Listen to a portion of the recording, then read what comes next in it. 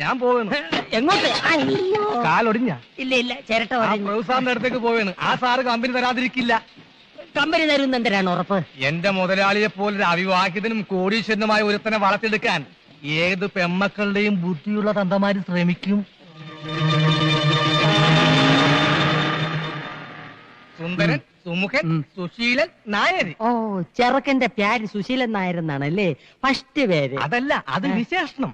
പയ്യന്റെ പേര് ബാലകൃഷ്ണ. ആരോടും പറയില്ലെങ്കിൽ ഞാൻ രഹസ്യം പറയാം. ആ പ്രഭു സാറിന്റെ മൂക്ക് വേണ്ടി ഈ മുതലാളി ആലോചിക്കാൻ എന്നെ ഏൽപ്പിച്ചിരിക്കുക. എങ്കിൽ ഞാൻ പോട്ടെ. പോകാൻ വരട്ടെ. ആ ആലോചന ക്യാൻസർ ചെയ്. പണ്ടേ നിന്റെ സ്വഭാവം ഇങ്ങനെയാണ്. ഏതെങ്കിലും നല്ല കേസുകൾ വരുമ്പം നീ പ്രഭുവിന് തട്ടും, പിന്നെ ഞാൻ അത് മുടക്കാൻ നടക്കണം. ഡേയ്, ഈ ചെറുക്കനെ എനിക്ക് വേണം. ആ പ്രഭാര പ്രഭു ആശിച്ചത് ഞാൻ നേടിയെടുക്കും. നീ പടം പിടിക്കുകയെ ബോംബ് വയ്ക്കുകയെ എന്തൊരു വേണേ ചെയ്തോ. വേണേ എന്റെ അണ്ടി ഫാക്ടറി മുഴുവനോടെ നീ കത്തിച്ചോ. എടേ, എനിക്ക് ആ ചെറുക്കനെ ഒന്ന് പരിചയപ്പെടണല്ലേ.